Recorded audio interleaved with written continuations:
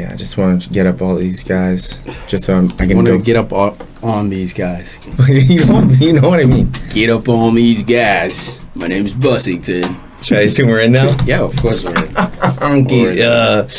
little surprise. What's up, everyone? Midweek episode. I think we're slowly going to get back into the habit now that the summer's winding down. We got Champions League coming up in a few weeks. We got qualifiers this week. But more importantly, we have Fantasy Talk, PFC 176. We're going to talk Matchday 1 Fantasy Talk and as well what to look forward to in Matchday 2. So let's get into it, Bussington. What are some of the favorable matchups coming up this weekend? Not many at all. This is going to be a really hard fantasy week. A lot of tough matchups to predict. It really is. To begin with, I think everyone thinks the favorite is the Swansea United game. I mean, that is the number one game you should be trying to buy plays for. You should have at least 3 players from United if you can, because I don't think Swansea even stands a chance. I'm thinking this could be a 5-0 game. Yeah, I'm thinking the same thing too, especially with Swansea reporting the news this week that Sigurdsson has been sold to Everton. So it's Swansea without really like a class forward, without a class mid. Sigurdsson bailed him out so many times last season. And last week too, apparently. But last season, Sigurdsson bailed him out with free kicks, assists, goals out of nowhere. This season, that's why I have Swansea going down as well. If you have any balls at all, you're going to get a gang of United players. You're going to max out on United this weekend. Watch them struggle, though. And then Stoke, they just got the transfer of from PSG, Jesse Rodriguez. He's not actually in the fantasy league as of now, as we're doing this episode, so I don't know what his price is going to be. But Stoke is taking on Arsenal. We don't even know if Jesse's going to even be playing. If he does play, that's going to help with Shaqiri on the other side. They're trying to fill that Arnautovic void. So hopefully Stoke can come up with something. But I think Arsenal, even though that the back line is still crap and everyone's still hurt, Arsenal is still going to find a way to score goals. So I think we can predict offensive points are coming through Arsenal.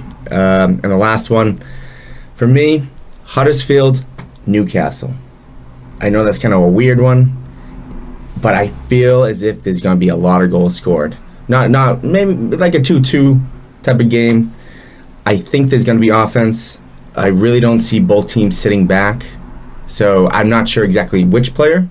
But whatever you want to do for Newcastle, Huddersfield, I'd go offensive with those guys. Huddersfield does like to play the ball as well. They're not one of those kick and chase teams. What up, Stoke City?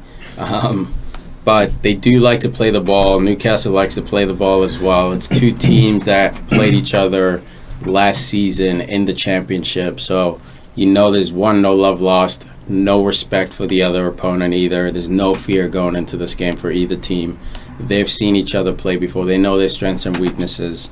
And it might, like to your point, it might be a 2-2, 3-3 kind of game. Who knows? Maybe even a 4-0. Either way, we have faith that this game might be a bit of a gangbuster. But it's also with the Huddersfield impressing through the first week, they could catch Newcastle on the back foot because Newcastle looked not so well. But they did just get Joselu from Stoke actually. Absolutely. Yes, so Jesse was filling the void. Joselu going to Newcastle. We're not sure if he's going to play. I think he will because it's enough time for him to get integrated to the squad. So that could be a nice signing for Newcastle to go against the other promoted team. Do you want to get into the goalkeepers? Yeah, let's do it. Position by position. So we're going to go position by position. Huss is going to tell you who to pick up, who to keep if you have him, who to sell, and who's a risk. So we'll kick it off with goalkeepers. So, again, I think everyone should be picking up United. There's only one player that plays in this position for United. I'm not even counting Romero. David De Gea. If he has one leg, he's still playing over Romero. This guy, he's 5.5, very good price for a player that's almost automatically getting a clean sheet. So you're looking at a player getting the same value as his price, which is very good. It's a 1-to-1. Yeah. I got De Gea too. Like I said earlier, Swansea without Sigurdsson, their hero, their captain. They lost Williams last season. It's a team that's primed to go down, and United's a team that's primed on the come up. You know, they're quiet favorites after match day 1 to win the league. I know coming into the league they were strong favorites, but everyone was on Man City's jock. But it looks like Man United's making noise, but you never know. You know, I don't want you guys getting carried away. United looked good last week, but, you know, if short-term history has anything to say, this could be a tie. But to Huss's point, this is a no-brainer, man. If you're going to take a risk, or if you're not feeling too risky, this is a safe bet with David De Gea. And a lot of people seem to be, as of the moment, we have 32.8% people that have selected De Gea to be their keeper. I'm expecting 2 or not even 2. I'm going over-under, shots on target, 1. For Swansea, yeah, 1 shot on target. No, you know what? Let's go 1.5. I'm going under. So I'm saying they're going to have 1 shot on target all match. I like that. And it's going to, because this United defense, everything about United right now is looking scary. Matic the robot cleaning up. I mean, with Matic in there, Pogba, I feel as if he doesn't think he has to do as much as he needs to. Yep. And it came out that he felt relief when Neymar got bought because the world record price isn't him anymore. Yep. So he's feeling he just got one of his good friends, Lukaku. I think the weight's getting lifted off his shoulders a little bit, but he's also feeling more relaxed, feeling more at home. Yeah. I think I don't think anyone's getting by that midfield right now, because they still have that energy, that beginning of the season momentum, exactly. And they won that game 4-0. Yep. So Swansea, don't show up. Just stay in Swansea. Shots fired. For keeper to keep the keepers, I'm going Fraser Foster. We got how much is he? 5, and he only has 6.9% bought by clubs. The fixtures, he's taking on West Ham at home, then Huddersfield, then Watford, and Crystal Palace. That's the next 4. Those are all 4 very winnable games. Those are all 4 games. The ability to get clean sheets, because the offense, again, I don't think it's going to be anything that great, but I think Southampton's this season is going to be defensively sound. I don't know. They always seem to find a way to match somebody up, plug somebody in defensively. Yeah. Offensively, they're okay. I mean, they're still looking for a striker, to be honest. Like, to your point, like defensively, they always seem to find someone that looks like Stevens and Yoshida are going to be their band-aid for now. Stevens looks more of the long-term project. But yeah, offensively, they've just gone through strikers who haven't quite clicked for them as they've expected. I mean, when I think of Southampton, I'm thinking right away, I imagine top of the table defensively, bottom of the table offensively. I'm not saying 20th. I'm saying 13-ish. And I'm not saying first. I'm thinking 7th. So Southampton, if they can get that offense to rise, get those goals. I mean, they do have Gabby. We're looking at maybe a team that can push for Europa. I don't think Champions League is even in their sights at the moment. But Fraser Foster, I would not be surprised if they get a clean sheet versus West Ham. Good shout. Right after that, we have Pickford. As much as I'm going to bring up United with who to pick up, it's going to be basically Everton on everybody to sell. The next 4 matches. Seriously. We got Jim Graham over here. Right? Sell. We got City, Chelsea, Spurs, United. And oh boy. Everton is, you know what? I don't even know why I want to talk about Everton, because they have no chance. Well, I would say they don't have any chance in these 4 games because Chelsea's missing Cahill. I think Fabregas is only missing 1 match. But City, away... Spurs as well. They do have a chance to, tie, get that draw, but I really don't see them overcoming, get that win. This next run of games for Everton, the 4 games, Man City, then Chelsea, then Spurs, then Man United, all all those games, only one of them are home. That's the Spurs game that's home. The other 3 are away. This is going to define Everton's season here. Are they jokers or are they the real deal? You know, obviously it's going to take a little time for them to gel together with Wayne Rooney and Sigurdsson and all those guys. But if they can come out of these 4 games, they have potential to get 12 points. If they can come out with maybe 6, maybe 8, I would have a newfound respect for Everton. Everton, that to me would mean Everton is legit this season. But for this week, we're doing fantasy, sell, Jordan Pickford. But, I mean, he's at 5. He's 5.0 for his price. And you can get Foster from West Brom. You can get Hart. What about... you can get Begovic. Yeah. You have Begovic, right? I have Begovic just for one more week. After that, he's got 2 tough matchups, so I got to figure something out. See, I'm the type of fantasy player that doesn't consider my bench, you know? Okay. I don't take my bench into consideration, so I spend all my money on my starters. So as soon as guys go down, right now, I have Francis and Zaha who are down. It looks like Zaha's out for the next month, but we'll get into that. It's ugly, dude. I got to pick up, sacrifice points. It's bad, man. It's bad. Oh, man. You have Rangel? Oh. I have Rangel. That's my plug. I think he's the league's favorite plug. I think everyone who needs to squeeze someone in at full points usually picks up Rangel. Man, that's not a horrible shout because there are multiple people that are at the top of many leagues that will spend all their money on the front 11. Yeah. Or top 11, rather. Yeah. And it's just a different strategy. It's more high risk. But I love it, man. I pushed on late last season. But, let's get into the next positions, man. We'll get into defenders, who to buy, who to keep, who to sell, and who is a risk. Oh, I didn't do the risk for the goalkeepers. I'm sorry. The goalkeepers' risk is Courtois. And everyone might be saying, Courtois? Chelsea? You sure he's a risk? He's a very good goalie. The risky part is the fact that they are missing Fabregas, they are missing Cahill, and they're going against the Spurs. And it's away. So you're going to be matching up against Harry Kane, the Trident, Harry Kane, Eriksen, and Ali, with missing your captain and missing your vice captain. Well, Aspie, I think, is vice captain. But you're missing the middle guy and then your captain. That's huge. And more importantly, you sold Matic, who would be the guy who would come in for this game for Fabregas. You wouldn't skip a beat in that midfield. You'd have guys who experience, know the system. But this year, who's it going to be? Bakayoko in there for him? Like, who's coming in? It's that bench is so shallow this year, having gone from last year where they were so deep.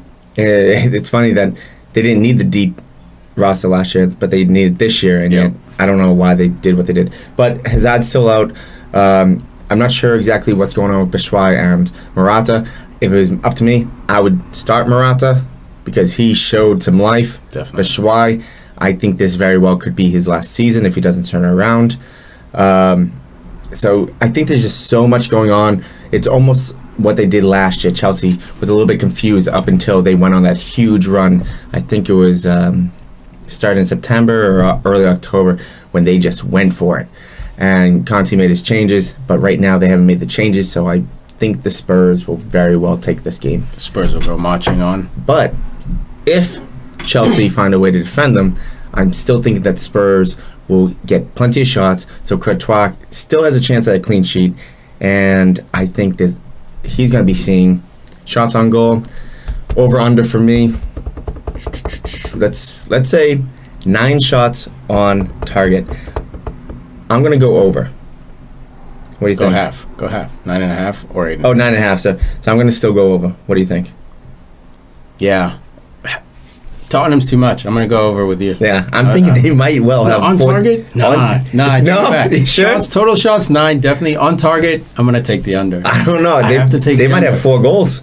And then if they have just double that just on target, I mean, this Tottenham team right now, again, we always say there's some sort of critique of they did not doing this, not doing that. This summer, they're not making signings, but yet they come out and they just look so cohesive. They just when someone moves out of space, someone just instinctively just moves into their space. They know the system. Oh my God, they look like gelled. Chelsea of last year. They're like an amoeba. They're just like one entity, just moving around the field, and that's That's all because, like you say, the system. So Courtois is very risky to start. If we move down to defenders, again, no surprise, going with United. I'm going with Bali. My God, I mean, this is the defender that I wish Liverpool could get. The complete athlete, the person that will body you, the person that is working on his foot, his skills, but he still has the ability to. He settles the ball one time and then passes the ball and then moves the whole entire game. It's almost as if him and Valencia are brothers or cousins or something. They're just pure athletes, especially playing on the same side. No one scoring on United on that left side. Yeah. Or right side, rather. I was thinking going against attacking, him. Yep. I'm not even going to get into his stats and everything because it's an easy pick. That one's a no-brainer. This one right here, let me get into it right here. For keepers, I have Daniels, Bournemouth. He didn't really deliver this past week, but at 5, he's still not a horrible pick because the last 2 years he's done well with points, but they're taking on Watford at home. Watford looked good with the 3 goals versus Liverpool. They were just buzzing. But as much as Liverpool stinks with the worst teams, I feel as if Watford almost does that sometimes. Like they just come out and they did it last year where they beat Liverpool and then they're just like, we'll play hard, but you see it. They look special. Josh King looked very good last year, but there are multiple times that it's like, wait, is this the same team that took down one of the top 5 teams in the league? Yeah, I mean, come on. Every time they played Liverpool last year, they looked unbeatable. You know, so they have it in them. Bournemouth has it in them to do work, to do damage. I think Chuck Daniels is a safe bet. I have Francis, who's hurt, so Daniels might be the guy to go for.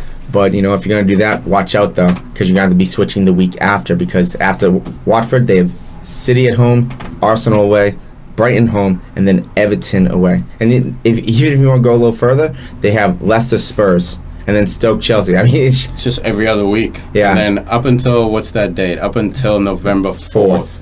Then they have a nice run of games through November and then a little bit into December. And December 12th, they play Man United. So, to your point, Huss, Bournemouth is a team where you got to pick and choose your moments to take the players. Right now, they're playing Watford, a team that's looking, to me personally, like they might get relegated. They're not looking very good, even though they gave Liverpool a run for their money. I would take Daniels. Chuck Daniels, yeah. But again, that's not a buy. Do not buy him. If you buy Daniels, there's something wrong with you. I have him already in my squad, so I'm keeping him for one more week because for 5, he's not worth keeping him on the bench. If you're going to have somebody just on the bench that you're not going to play that much. Angel Rangel. Yeah, exactly. Might as well go get Mangal Rangel. Oh, my God. This guy. I love him. You got next.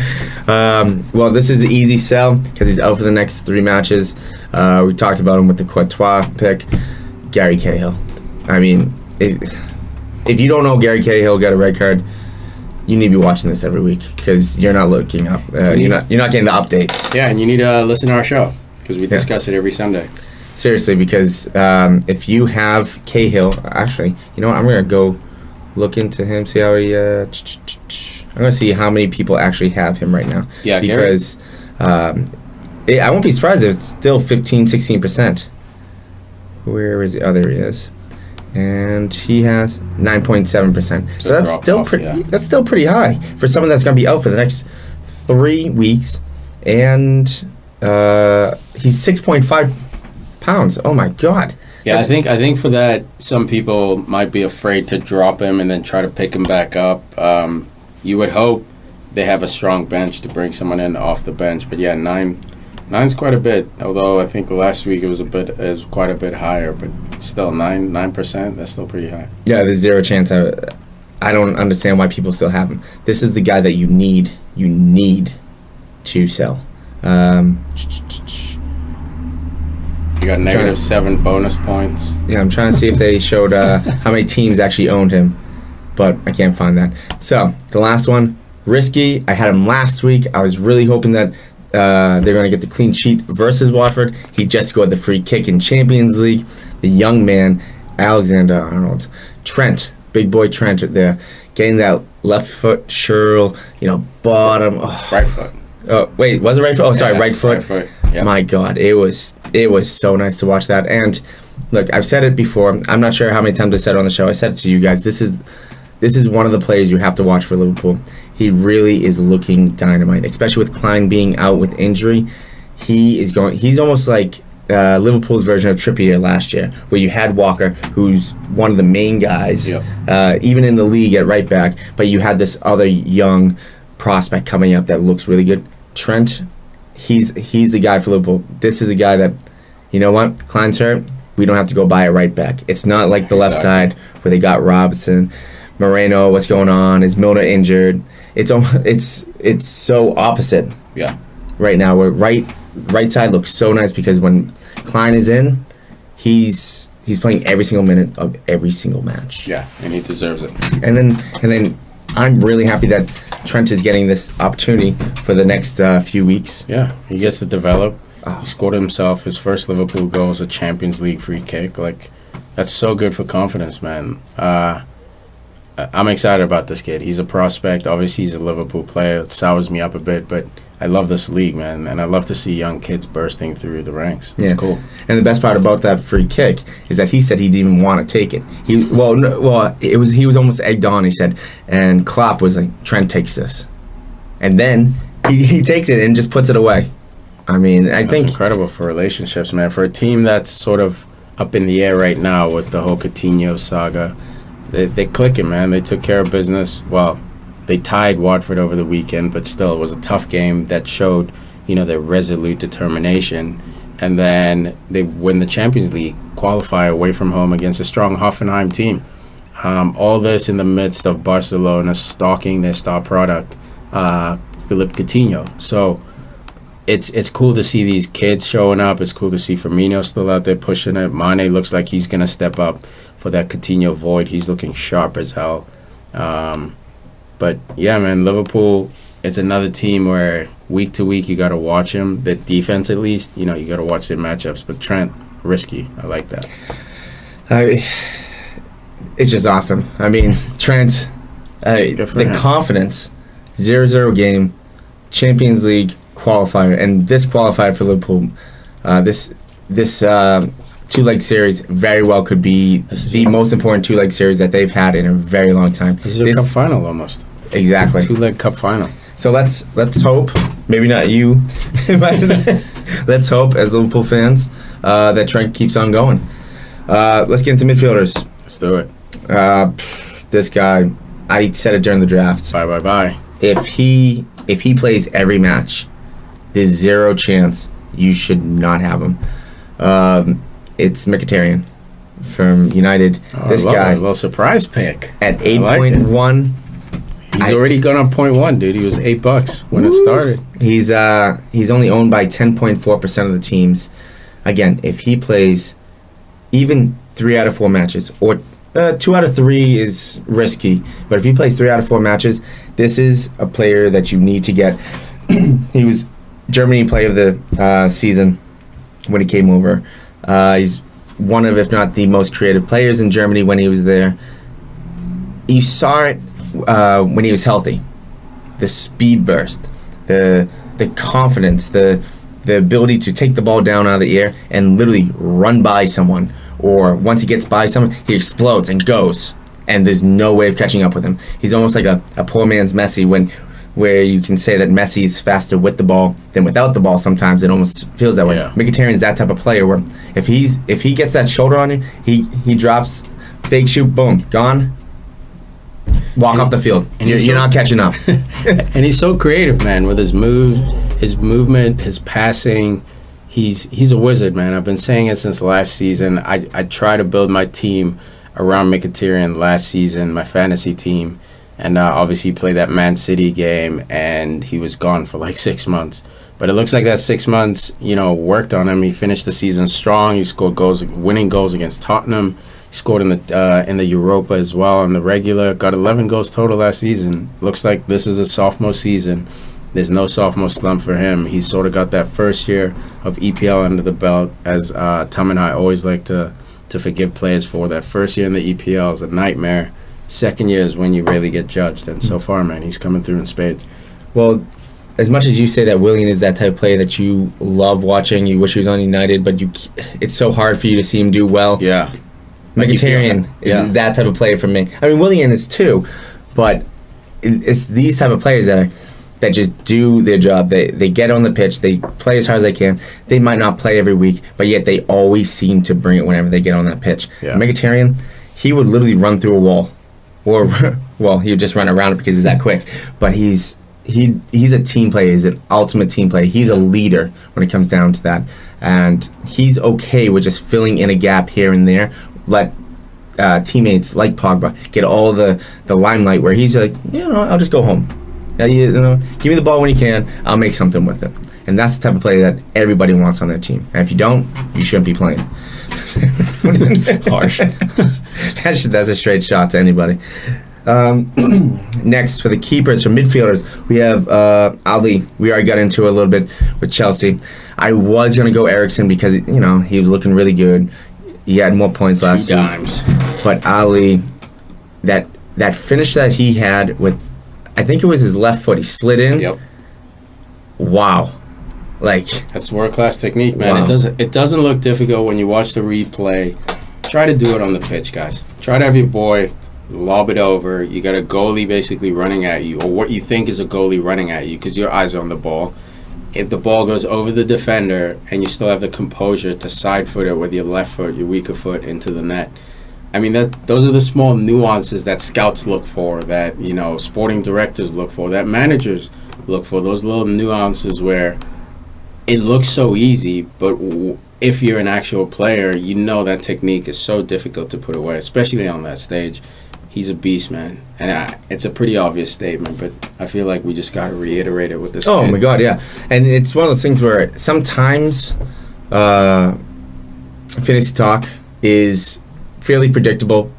This is one of those type of weeks where there's not many good matchups. And it's also week 2. You know, it's match day 2. You're still, all of us are still trying to feel out who's going to be, who's going to be the real deal, who's not, who's going to choke, So we will pick some of the more safer names, because it's week 1. You want to get off to a good start in match day 2 as well. So, but Ali he's undeniable. I actually thought, I even said last week, I didn't think Ali was a safe pick, as dumb as that may seem, but I was questioning whether he was going to show up and really give it everything the first 2 to 3 weeks, because usually I feel as if he comes in, plays well, gets a goal here, gets a goal there, maybe assist there, but he really starts to turn on October, November, and then once all those little games start happening, because he's young, I just feel as if he just has more energy when during the winter. Then it's like goal, goal, goal, goal, goal. Oh my God! And then down the stretch, it's like, is Real Madrid or Barcelona going to buy this play? That's how good he looks, and he's starting this way this year. So if he's starting this way this year, I don't know how he's going to end, and it might become scary good. It might be a Modric situation or Bale situation where Madrid comes in for him and says, all right, he's done all he can do here. We're going to take it from here. Well, I mean, Barcelona hasn't really had many good situations this transfer season, but a nightmare window. But I mean, they have to buy someone. Ali would be a step in the right direction. Definitely. For Barcelona to start with transfers if they can't get Dembele or Coutinho. Yeah. So the seller, I mean, this is, again, just like Cahill, I'm reiterating this because I want to make sure that you guys know. Zaha, he's out. He's out for a month. It was just reported about 9 hours ago. So if you have him, he's at 7. And it stinks because if he didn't get injured, I had Fabregas on my team. He's out for a match, so I'm thinking, I'll just pick up Zaha. Same price. Well, no, I can't. Yeah. It's too bad because, again, this is the type of play that we're just talking about. Ali, beginning of the season, doesn't really show up, or he just doesn't show up every week. Maybe he gets a goal here and there, but as they progress through the season, that's when the numbers and the points really start to come fantasy-wise. And it's the exact opposite now with Ali. Ali's looking great. Zaha get injured after a month of sitting. Maybe momentum goes down. I don't know what kind of motivation he has. Maybe September when it comes, he just starts flying and scores goals after goals. But I don't see that happening. So this guy, leave off your bench until you see him actually providing for about a week, maybe 2. Then go after him. I dig it. Then the last one for midfielders. I talked about this guy a little bit last week. He had the most creative passes in the Bundesliga. Pascal Gross. Well, it's Gross to me, but I don't know that German. It looks like German symbol. It looks like a capital B. Yeah. This guy, they're taking on Leicester away. And then they have Watford away, West Brom home, Bournemouth away, Newcastle home. So it's not really, it's not horrible teams that they're facing, but they're not the best. Again, Leicester, they will score goals on you. They're not going to get many clean sheets on you. And Brighton looked pretty good last week. They did. Against City, they scored their first goal in like the 70th minute or so. Or in the 70th. A silly giveaway. And right before that, Brighton had their chances. So, I mean, I know Knockaert, I believe that's his name. I have to double check. Yeah, Knockaert. Starter. Yes. He's usually the free kick specialist for them, or he was last year when he got player of the league, player of the season for the championship. But Pascal Gross scored a free kick during the preseason, so a very good chance he might be getting some of the set pieces. He's a midfielder who plays a high line, so he's right next to the forwards a lot. So this guy at 5.5 is a good risk just to have on your team, and he's only owned by 0.6%. I love it. So he could be a sleeper pick. Yeah, he's in my squad. I'll let you know that. Well, you can see it if you go on our league, and we'll get into league standings after this, so don't you worry. So after this, we have strikers. Again, I am boring myself right now with this, but United, Lukaku. If you do not have Lukaku this week, I don't know what to tell you. This is the number 1 week you should have Lukaku. Going against Swansea, he just came off a great game where he got 2 goals. I mean, this guy looks like a phenom right now. He's starting hot. This is one of those players that will start hot. I feel like he cools off a little bit. Oh, no, sorry. He starts really hot and goes through the winter and then starts to cool down in the spring. I don't think he's going to be cooling down this year. And if he does, it's not going to be for long because Jose's going to get on him. Yep. So right now, he already has 13 points. That's pretty good. At 11.6, still getting higher than his price. That's what I'm always trying to do. I'm always trying to get higher than the price that they cost, because if you can do that effectively, then you're looking at average 80 points to 90 points a week. He's owned by 52.1% of the teams. Now, you might be saying that's a lot, but this is a situation that we were in last year with Alexis Sanchez. Some people said, oh, he's going to cool down. I'm not going to buy him. But as you said that, everyone seemed to start passing you. Some buys you have to just jump on with everybody else, just to keep up with everyone else, just to negate it. So if you can just get those 3 to 4 players that are just hustling and bustling, just like which everyone has, try to beat everyone else with the other 7 players that you have. With your Pascal Gross. Yes, exactly. Yeah. And at that low price, you can afford a Lukaku and maybe a Kane, maybe. Yeah, don't overthink it, guys. The forward position, for me, I'm sure you guys know, but for me is a very special position. That's where all my money goes. I don't skimp when it comes to my forwards. So, because these guys, I mean, look at Lukaku last week. I captained him 26 points off the bat. You know, I could have captained any defender. They weren't getting me 26. Maybe you can make an argument for the dude at, where is he? Not Brighton, Huddersfield, I think. Which guy are you talking about? I can look up Huddersfield. Top defender. Oh, it was start with an H. No, it wasn't Huddersfield. It was the other promoted team, Brighton, maybe. I'll get it right now. Wrong, but it was Hegazi. Him. And West Brom. Him. So, you know, plenty of defenders got points, but my point is you trust Lukaku, and this week I might trust even Kane You know, Kane is the type of guy where he doesn't go many games without scoring. He kind of struggled in matchday 1, didn't get himself a goal. Sure, they play in Chelsea, but you saw that Chelsea defense. They're in shambles, especially without Cahill. Kane is a guy I might take a risk on, for me personally. Yeah, but you weren't too far off with the Huddersfield guy because you had Zanka, that's who it was. At 10 points from Huddersfield. Then you also had the keeper, Lascelles. They got 9 points for Huddersfield. Those are two good buys just to add on to the other positions that we talked about. To go against Newcastle, you would not be a fool for going for those 2 players.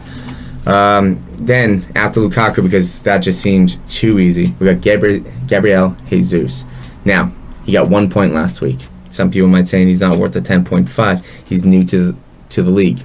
Aguero got more points. He's only one more pound than Gabriel, so you might as well get Aguero. But you need to realize when you saw that game, there was a very good chance that he actually got -1 on it because he got the yellow card. But if that ball is just a little bit, maybe 2 inches, 3 inches backwards, he's getting a flick on with his head.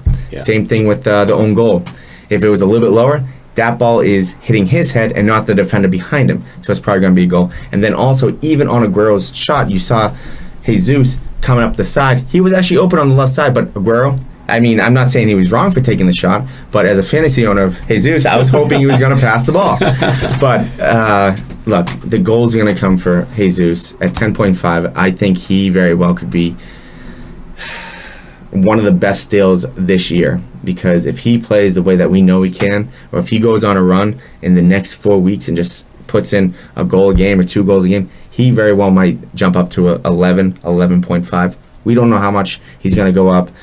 But this guy, I mean, he's a kid. We saw that Pep's going to be playing with Aguero and Jesus up top. I'm not sure if Danilo and Walker will be playing in the middle that much. Yeah, they were in the middle, right? And then they were on the outside, and yeah. Silva and De Bruyne were on the inside. Yep. I really wouldn't be surprised if Sane takes over for one of them. Because when we saw the difference when Sane went in, It was special. This kid, again... He's ready, man. He should be starting. He is special. And I know he's not your boy, but Sterling as well. I think he's going to have a harder time breaking into the squad, but when he came on, man, you saw it. He's just dangerous. Oh, my God. And, I mean, Sane's like Trent Alexander-Arnold special. No, don't disrespect Sane by dropping him to Trent's level. One free kick, and all of a sudden this kid's special. Get out of here. Get out of here with that Liverpool garbage. So, I mean, I still have Jesus in my team for 10.5 again. Only owned by 11.6%. That's really not that many people for a forward that very well could. Top 4. I think he's going to finish top 5. You know, top 5 seems pretty safe. I'm going to go top 4 for strikers in the whole fantasy. What a goal. Top 4 for him? Well, think about it, because you got Aguero, Kane, Lukaku, and then him? Who else? What about Aguero? No, sorry. Aguero. Yeah, Aguero was the first. Lukaku. What about, what's his name? Morata could make some noise. Firmino could make, or / Mane, if they decide to put him up there. Yeah, maybe top 5. Maybe I should have said top 5. It's not a ridiculous call. It's not a ridiculous shout. I think it's still early to say, but does this man have the talent to be the top 3 striker in the league? Oh, yeah. Oh, my God. He's quite the player. Again, with selling, once again, I say an Everton player.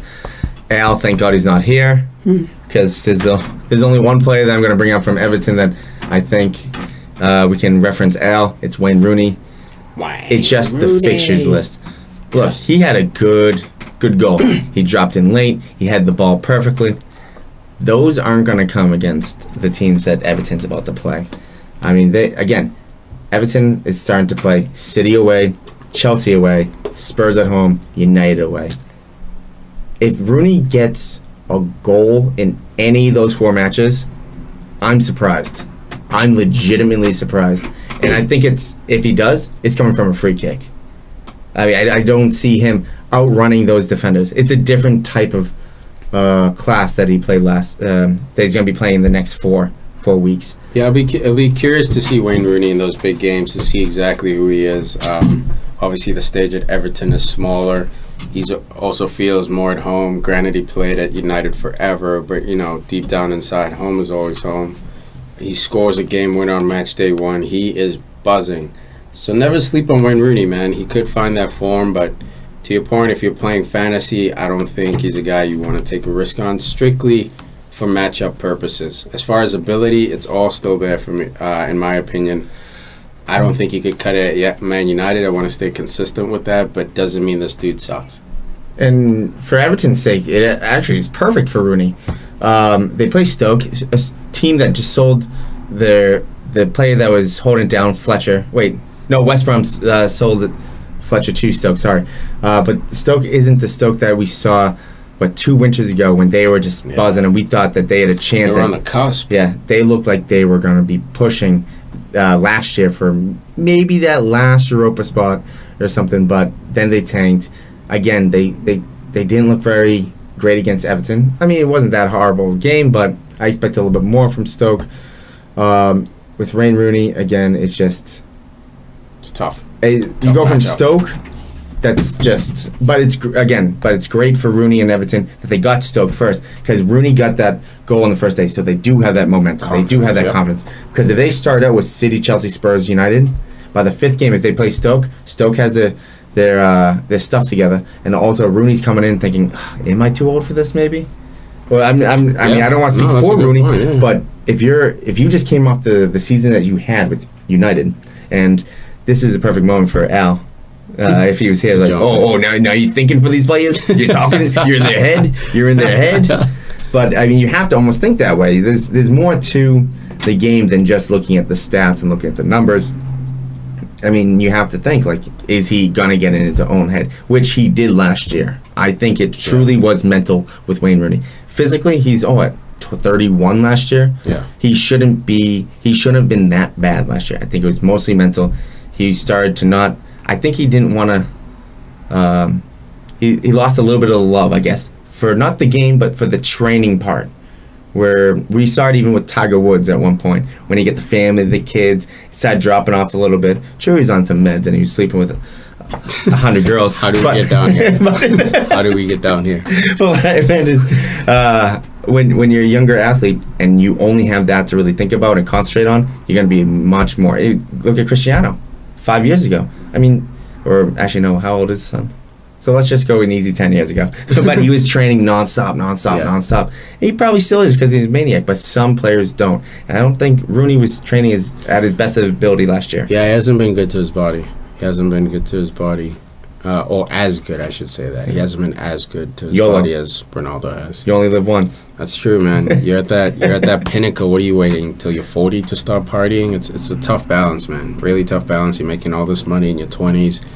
Girls are on you, dudes are on you, like everyone's on you, man. It's tough to like stay focused. Dudes are on you.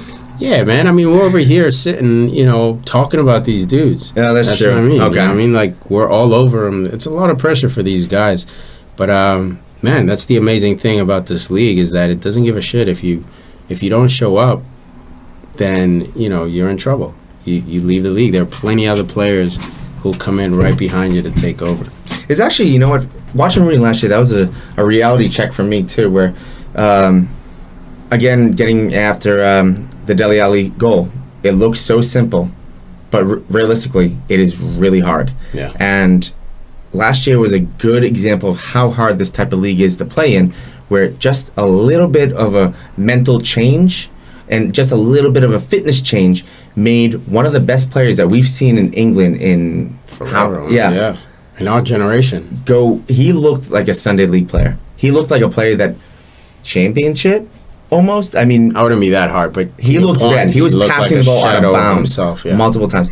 I think one of his shots, he turned, he kicked out of bounds. It's like, how do you like miss the goal that much? He looked like he was in shambles last year, and it was. I actually felt for him a little bit. I'm not a United guy, but when someone falls that fast, that hard, it's tough to watch, man. It's almost as if you think, like, is he actually injured, or is he going to retire right now? All right, last one. The new signing, we talked about him real quick before, Joselu, going from Stoke to Newcastle. And again, if there was going to be a good matchup to come in and get confidence, Newcastle is taking on Huddersfield. Huddersfield looked good last weekend, but, I mean, it's better than playing City. So, Joselu, I'm assuming he's going to be starting because it's plenty of time for him to get integrated with the squad. Mitrovic, who I thought was going to be the steal of the season for striker at 5. Well, Joselu could, he could get injured. But Mitrovic, I don't see him starting anymore. Or he might not even see the pitch at practice. I think Joselu is going to take over as a striker if he delivers. Fingers crossed, man. Newcastle definitely needs strikers. Definitely struggling at that position. And that wraps it up for the actual players and this, I guess, the review of them and the preview of the games. We have the league here.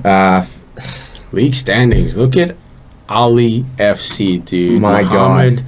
Doing work with 87 points out the gate. Real quick, looking at his team, how did he get those 87 points? He had 1 point with Courtois as well. And he had Cahill as well. Oh, Lukaku was a captain. That's pretty good. He had Eriksen, then Ali. Oh, my God. His midfield was outrageous. Pogba, Mane, Ali, Eriksen, Willian. And then he had Higazi. That was a defender. Wow. Yeah, great pickup there.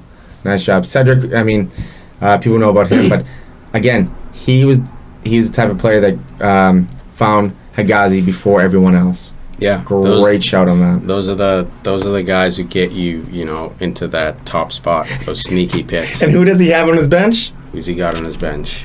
Angel Rangel.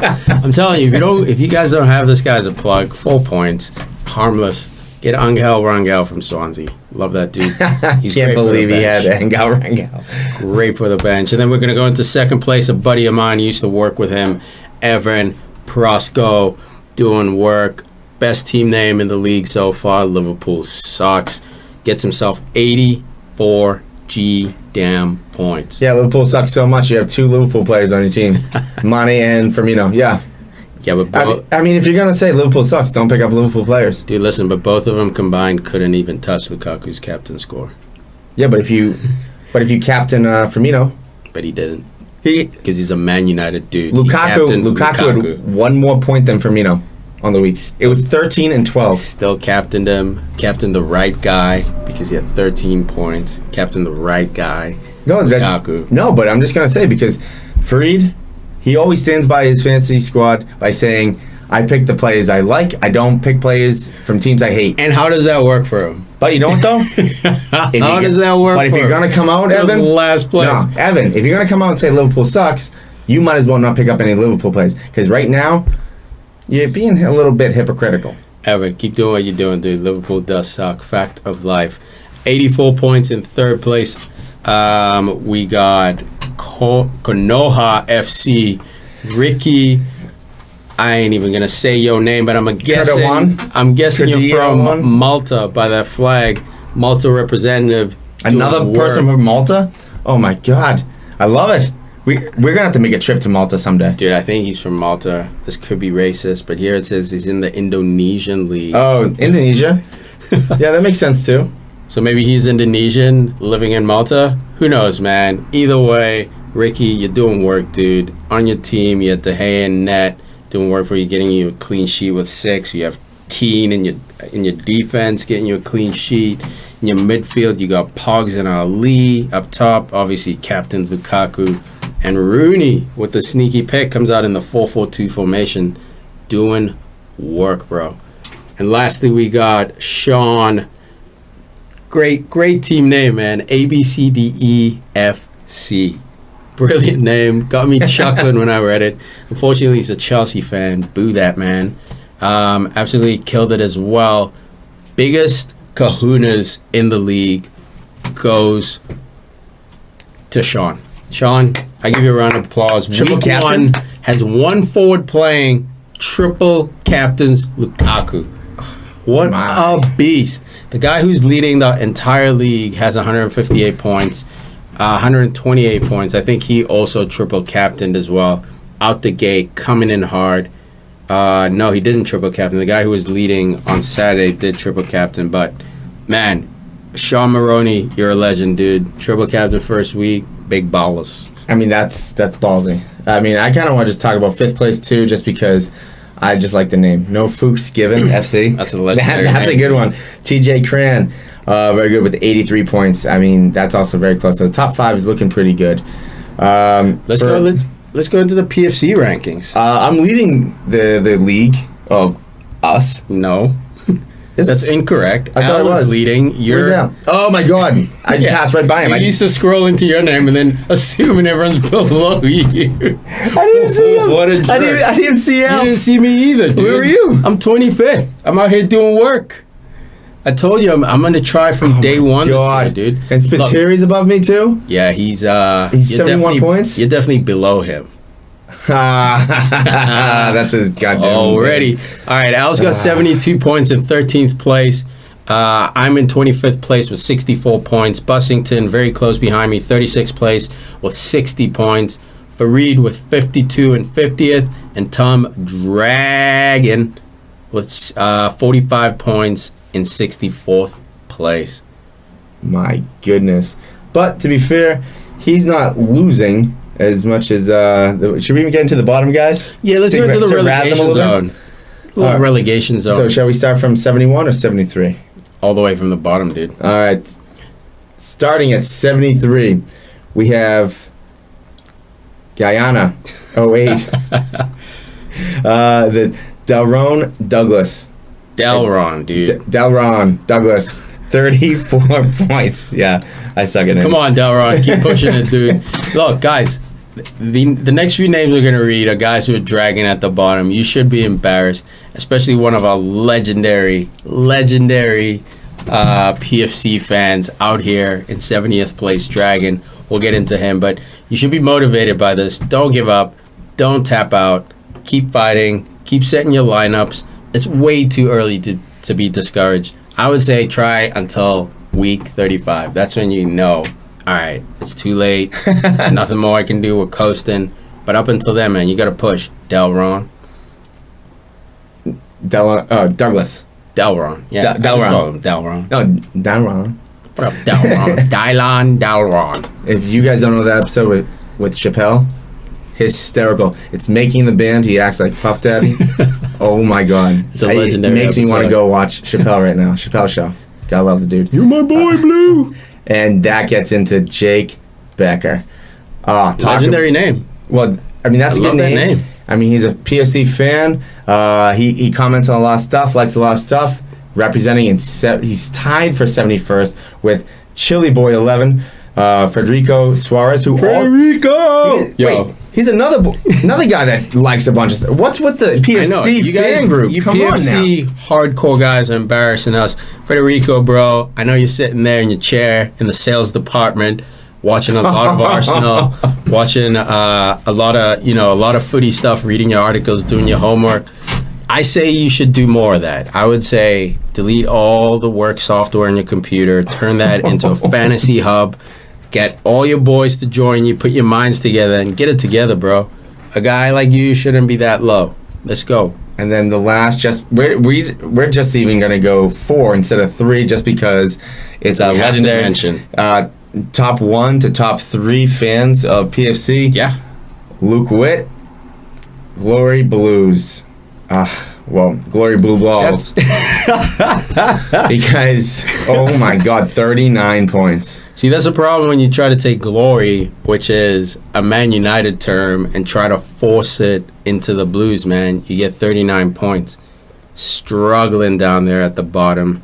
Come on, Luke Whitty. How you going to have Chicharito against Man United? Come on, bro. Oh my God. Come on, bro. That was a personal pick. Oh, I'm also not a big fan of the Conte pick. A lot of people do seem to pick him up. I remember I've swayed at least 2 people already away from him because Conte's not going to get those goals. He'll probably get a lot of 3s, but again, I'm also looking for players that will score and assist. Will score their price. Yeah. I'm looking. So if you buy someone at 10, hopefully they get more than 10 on average. Yep. Well, I mean not on average because that'd be outrageous, but they're going to be most likely going to be Between getting like 8 Yeah. 8 at a minimum 8. If you're buying a guy for 10, you're hoping he's getting you 8 every week. And then for those bonus weeks where you captain him or whatever, you'll take more. But if you're spending $10, you want at least 8 points a week. Yeah, if you can get those guys that are 5 and they get an assist or something, that's a huge shout. I don't see Conte getting those assists and goals.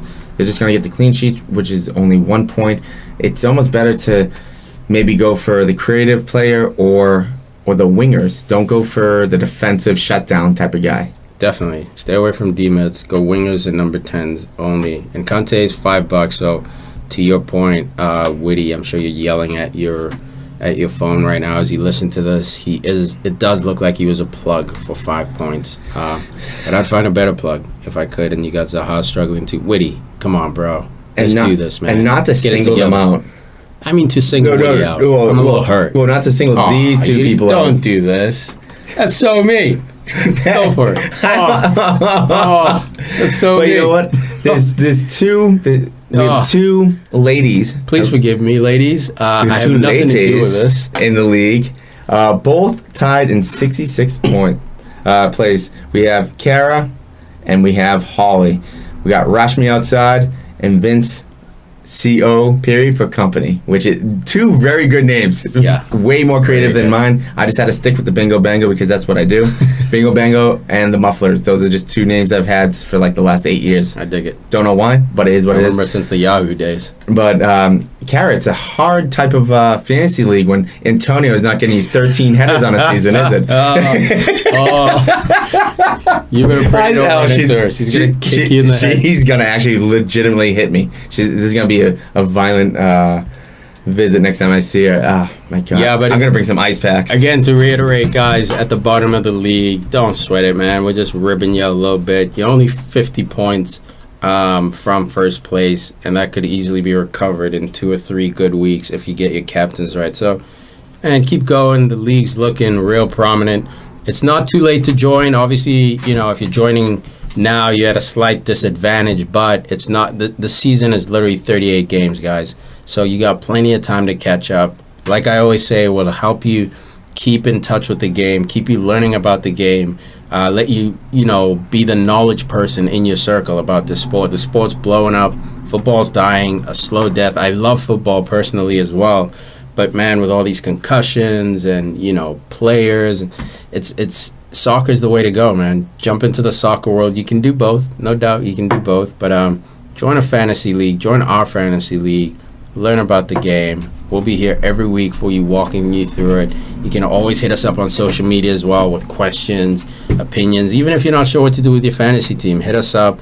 Huss is brilliant at answering all our messages we get about fantasy and shit. So feel free to hit us up, man. I appreciate it. But it's also one of those things that if you say, don't make it public, if you hit us up message-wise, if you feel weird about asking something, don't worry, I'm not going to make it public. Just send out the question. I'm cool with just answering whatever. I'm not going to say I'm going to be right all the time, whatever, but you got to take that risk. I always take that high risk, high reward, but at the same time, I try to take smart risks as well. When it comes down to missing week, that's fine. I mean, I remember there was one season I missed 4 weeks and I lost to Fareed by I think it was 120 points or something. I was so furious because I know if I had those 4 weeks, and it is what it is. But again, with the people at the bottom of the table, just keep going. Honestly, just keep swinging, because what annoys me the most is the people that enter these leagues and then just drop off after 6 to 12 weeks. Yeah, and it's what? Is there a way to delete you from our league or something? Right. But we don't like seeing that ugly score. It brings down the average. Yeah, but you also have to remember that a couple things. 1, we're going to mention you every week. 2, we're going to be posting your team name and you score right underneath all the winners when we do it at the end of the year. But also, if we get into some sort of relegation and promotion situation, where I don't know if it's going to be next year or the year after, but we're going to be maybe even separating some of these leagues by 20 teams per league. And wherever the standing is, you got to work your way up now in the next 2 or 3 years. And obviously that, is an idea we have for now. Lots of talk happening behind the scenes. We're also working on growing the show with your support, getting sponsors. So who knows, if we do a fantasy tier league, obviously the prizes in the top leagues will be, much better than the bottom league. So it's in your best interest to push. And also, we're going to do that mid-season fantasy draft league for the top 11 players in the league. So keep trying it. At least keep trying until match day 18 before that mini PFC Champions League starts. And for everyone that watched our fantasy draft, just the PFC crew, the 5 of us, it's actually hysterical for the fact that we even did the photo of all of us just cracking up. I think Tiki was just sitting there smiling. It looked like I was like shot in the heart. Yeah. Al had his hands in his face in his hand. Tom was leaning back. Freed was like, at one point, was like, I don't know what I'm doing. I gotta leave. And yet he's first in our league right now with 73 points because Vardy got him points. This is so good. This is so frustrating that Rooney and Vardy both scored for him. Vardy got 2 goals, I believe. Yep. Ali, Willian, he got Bali scoring. Autoworlder, I can't say his name. Bertrand, Keane, Larice. He actually has a legitimately solid team when his forwards score. If his forwards aren't scoring, he's going to drop off real quick. So I'm interested to see where he's going to be in the next week or so. 4 weeks with Rooney playing all those tough games. Yeah, and to explain to you guys, the draft league is basically like, if you've ever played NFL, NHL, NBA draft, where you only get to pick that one player. So there's only one Aguero available in the league. There's only one, Lukaku. So you have to draft wisely.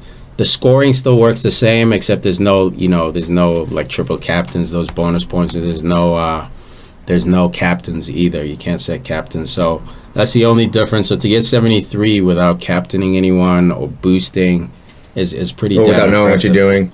Without showing up with a yellow legal pad and paper like you're back in the 90s. But you're in second. Tiki's in second with 62 points. He did pretty well. Company got him 6, Pogba 8, Ericsson 12, Salah 11, Firmino 12. The bench got you nothing because you got 2 injured players at the moment. I'm mid-pack right now with 53. De Gea got me 6. I mean, it was the Chelsea crew that really killed me with Alonso with 0, Aspie got 1, Fabregas got -1. I know this isn't going to be a normal week, so I'm not nervous. I know that they're going to be giving me a lot of 6 points, 7-point weeks, so I'm fine with that. David Silva got me 8. Lukaku, number 1 draft pick in the league, got me 13. Lacazette get the 6. Mahrez, my last pick, got 5, but I left 6 points on the bench with Baines. That could have helped. But that's okay. Then Al's with 45 points, and then Tom dragging in both leagues. Oh my God! You got 30. The goon sacks might get sacked. My God, he took it in the sack. 33 points on the week. Tom in the regular league got himself 45 points, and in this draft league gets himself 33. It's not a good week. Oh my God, you got Cahill getting -3, got Rudiger getting 0. Oh my God. It's rough. Son, he got him 1. Sigurdsson got him 0. Oh man, Ozil got him 2. King got him 2. My God. Oh, and his bench got him exactly 0. Across the board. Because you got Moses now playing, then you got Mendy and Sanchez both injured, and then you have Hart, who just let 4 goals in. But yeah, he should be fine once Sanchez comes back. He'll have a little bit more help, but yeah, and once Mendy comes back, he's got a lot to sort out. Yeah, but that's what we have for fantasy this week. Let us know what you got. If you have questions, great. If you have comments, awesome. If you have any way that you want us to tweak the show, throw it at us. Maybe we can do something. If you want us to do some sort of game, we can maybe do that. Let us know. We might do it. And guys, please, might not though. Please share the app. Please tell your mama. Please tell everyone you can. Download this. Tell your friends. We've been friends obviously before we did the show, and we would just hang out, talking soccer, playing FIFA. I'd be sitting on Fareed's couch, allergic to cats, just dying, just absolutely dying, but talking shit on Saturday mornings after a rough Friday night. I remember going out with these guys with my broken leg on crutches, and we went out for breakfast at 4 a.m. after we went to the bar. So we've been friends for a super long time. If you have friends who are into soccer, share this podcast with them.